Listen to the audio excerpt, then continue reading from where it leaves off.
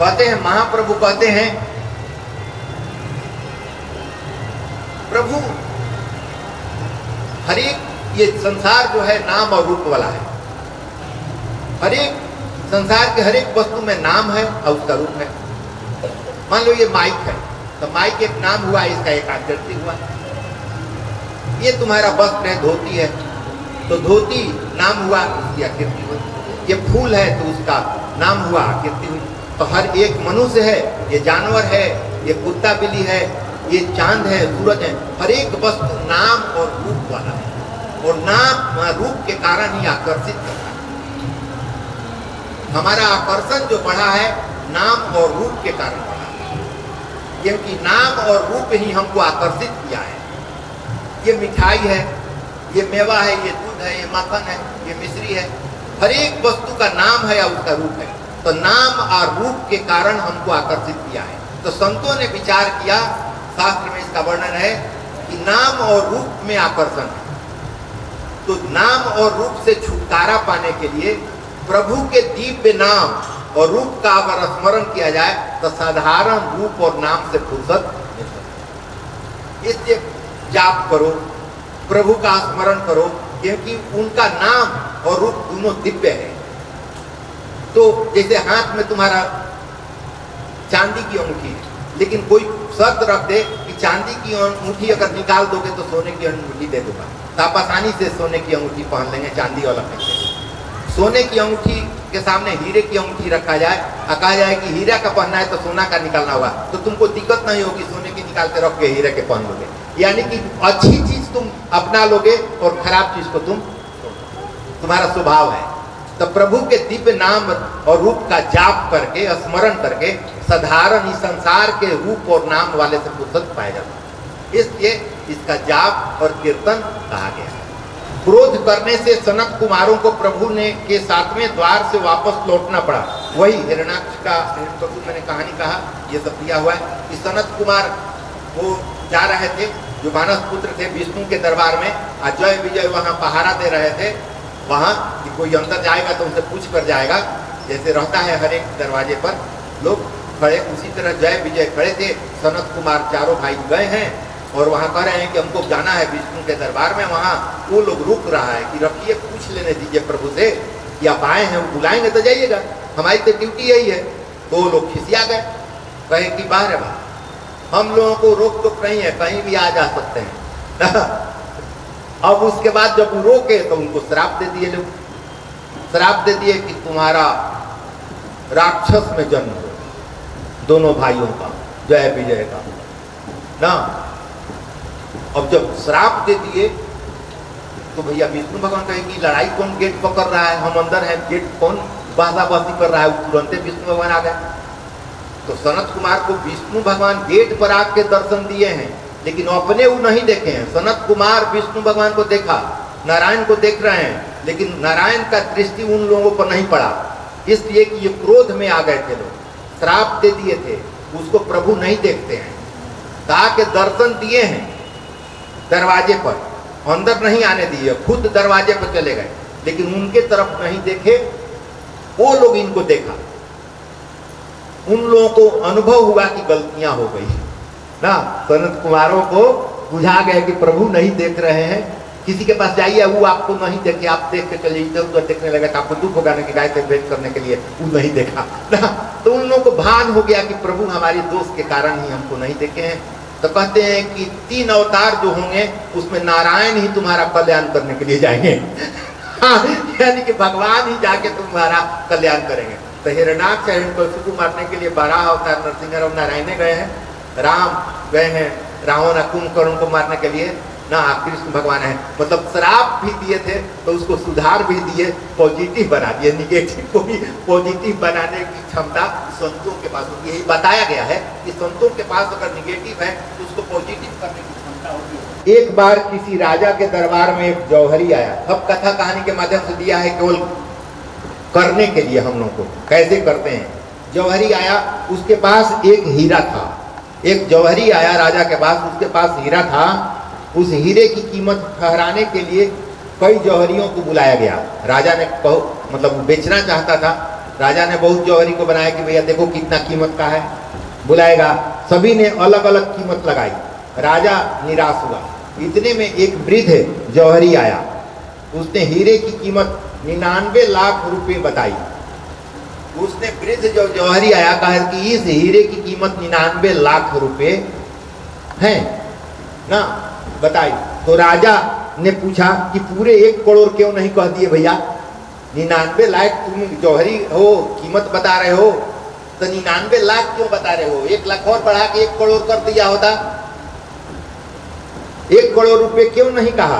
तो उस वृद्ध जौहरी ने कहा कि 100 हीरे मंगवाकर इस हीरे की आप आसपास रख दीजिए, 100 गो हीरा मंगवा के इस हीरे के आसपास रख दीजिए, आपको पता चल जाएगा कि क्यों 99 लाख की मैंने कीमत लगाई है। तो 100 गो हीरा मंगाया। तो उस हीरे का तेज वहां मंगवा के राजा उस हीरे को बीच में रख के 100 गो हीरा को रख दिया, अगल बगल ना रख दिया। उस वृद्ध जौहरी ने और 100 हीरे मंगवाकर उस हीरे के आसपास रख दिए। तो उस हीरे का तेज 99 हीरों पर पड़ा। 100 गो हीरा जो रखा गया था, तो मुख्य जो हीरा था उसका तेज जो था, प्रकाश था, 99 हीरा पर पड़ा, 1 हीरा पर नहीं पड़ा ना। 99 हीरो पर पड़ा किंतु 1 पर न पड़ा। वृद्ध जौहरी ने कहा कि यही कारण है कि मैंने 1 लाख कम बताया है, इसकी 99 हीरो पर ही इसका प्रकाश पड़ सकता था, इसलिए 99 लाख में बताया, 1 करोड़ नहीं बताया। राजा को लगा कि यह जौहरी कितना बुद्धिमान है, मतलब थोड़ा सा भी इधर उधर नहीं गए, हूबहू बता दिया कि 99 लाख ही होगा, और इसको प्रमाणित भी किया। राजा को लगा कि यह जौहरी कितना बुद्धिमान है।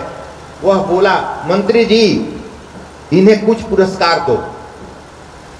तभी वहां बैठे एक और ने कहा, इस जौहरी के सिर पर धूल डालो। संत एक बैठे थे, वो कहे कि जौहरी के सिर पर धूल डाल दो।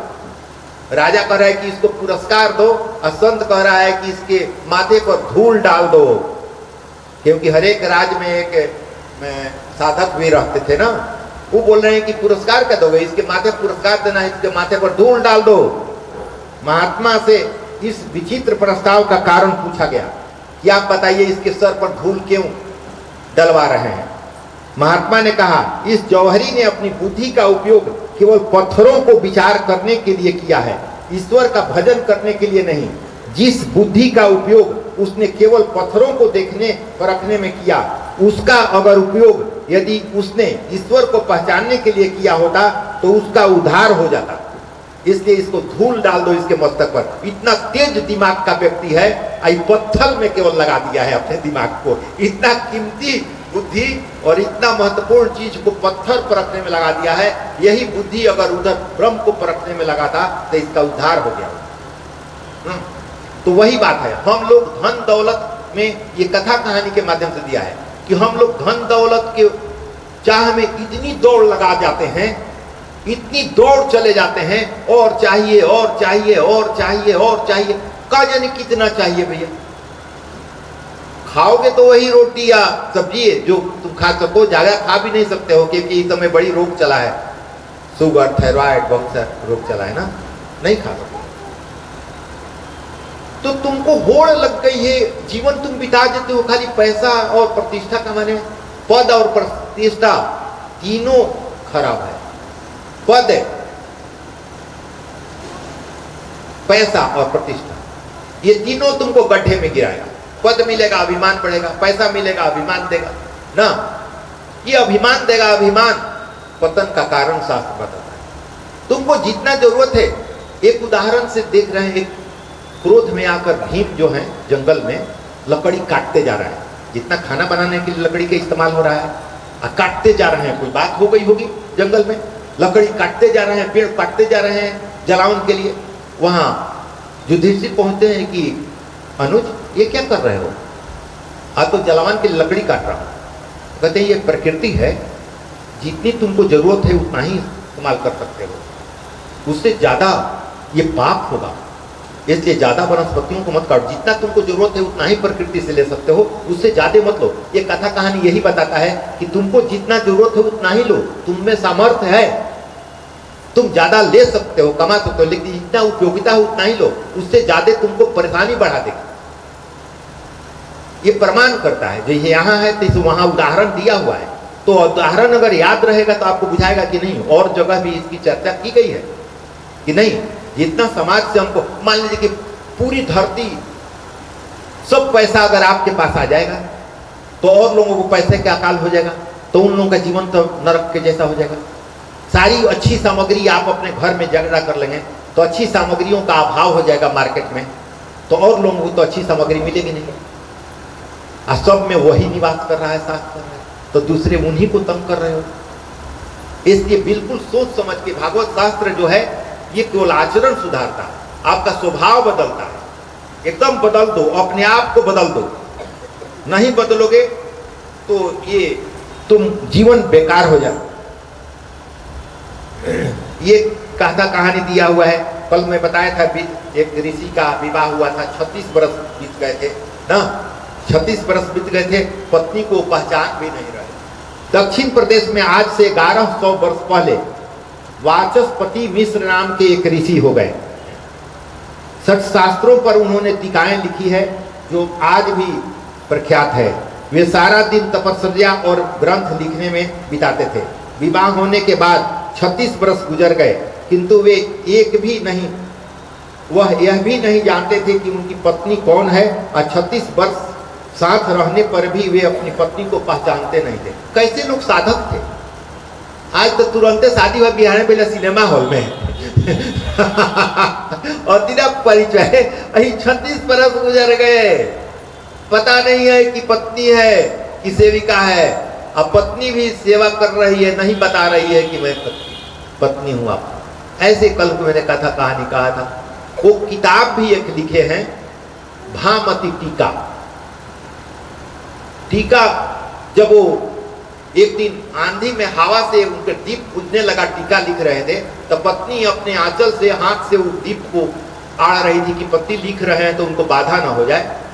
जब उनका ध्यान टूटा कि कोई कहती कि नारी कोई है यहाँ और हमारे अग्नि को सुचारू ढंग से रखी हुई दीप को, तो कही कि तुम कौन हो कन्या?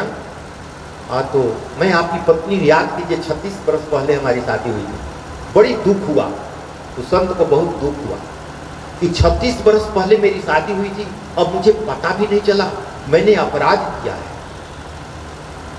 कहते हैं कि तुम्हारा नाम क्या है? और पत्नी तो पूछते हैं तुम्हारा नाम क्या है? कहते हैं हमारा नाम भामती है। तो कहते हैं ये जो मैं टीका लिखा है 36 वर्ष में पूर्ण हुए हैं, इसका नाम तुम्हारे नाम पर रहे। वो साधना तो पुष्ट हो गई पत्नी की। आज भी वो टीका विद्यमान है, भामती टीका। आज भी शास्त्र वर्णित है यहाँ, उनका उस टीका का नाम है भामती टीका। पत्नी के नाम पर उस ग्रंथ का नाम रखा। जैसे तुलसीदास जी हैं, पत्नी की एक उलाहना पर राम जी से मुलाकात हो गई, तो तुलसीदास जी के साथ रत्नावली का भी नाम जानता है। ऐसी बात नहीं है कि केवल तुलसीदास को, उसको भी मिल गया फल। तो एक और मैं बात बता दूं, शंकाएं दूर कर दूं। अगर पति पत्नी में बड़ी कलह चल रहा है, ये भी झमेल का विषय है। समाज में मैं देख रहा हूं, मेरा अपना विचार है, इन शास्त्रों से तो मैं अध्ययन जो भी सुना हूं, गुरु से जो ज्ञान आया है उसके आधार पर मैं प्रभु के आदेश से आपको समझाने का प्रयास कर रहा हूं। जब शादी होती है तब पति का शरीर पत्नी के हवाले हो जाता है और पत्नी का शरीर पति के हवाले हो जाता है। ये विश्वास कर लीजिए।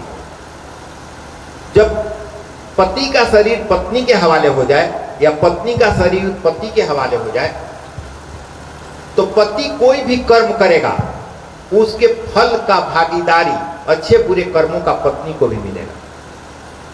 अब पत्नी कोई भी अच्छा बुरा कार्य करेगी तो उसके फल भी पति को भी मिलेगा, ये तय है।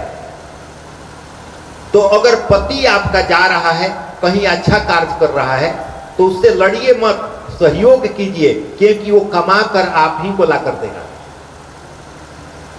इसलिए वो समय दे रहा है, समाज के लिए काम कर रहा है, देश के लिए कर रहा है, परिवार के लिए कर रहा है, और सब में देश, परिवार, दुनिया सब में ब्रह्म ही का निवास है। तो उस ब्रह्म की आत्माओं, जिसके लिए आपका पति कर रहा है, जिसके लिए आपकी पत्नी कर रही है, उस आत्माओं का आशीर्वाद जो है, पत्नी कर रही है तो पति को भी प्राप्त होगा, पति कर रहा है तो पत्नी को भी प्राप्त होगा। इसलिए समाज या परिवार के लिए पत्नी करे या पति करे, आपस में मत लड़िए कि तुम इतने परिवार के लिए क्यों कर रहे हो, समाज के लिए इतने क्यों कर रहे हो, हमारे लिए तुम्हारे पास समय नहीं है। अरे समय के कारण तो वो पति समाज का सेवा कर रहा है, समय के कारण तो पत्नी भी आपके परिवार के या किसी अपने लोगों का मदद कर रही है। तो समय के कारण तो दोनों आदमी बैठकर गप करोगे, इससे अच्छा है कि समाज में तुम भी लग जाओ, वो भी लग जाओ, परिवार में लग जाओ, समाज में लग जाओ, एक दूसरे से, क्योंकि आत्मा ही है। मैं शुरू से बोल रहा हूं कि वही है तो वही तुमको आशीर्वाद देगा और तुम्हारा उत्थान होने लगेगा। धीरे धीरे तुम्हारी बुद्धि बदलने लगेगी, तुम्हारे परिवार की बुद्धि बदलने लगेगी और तुम्हारा स्वर्ग जैसा घर हो जाएगा।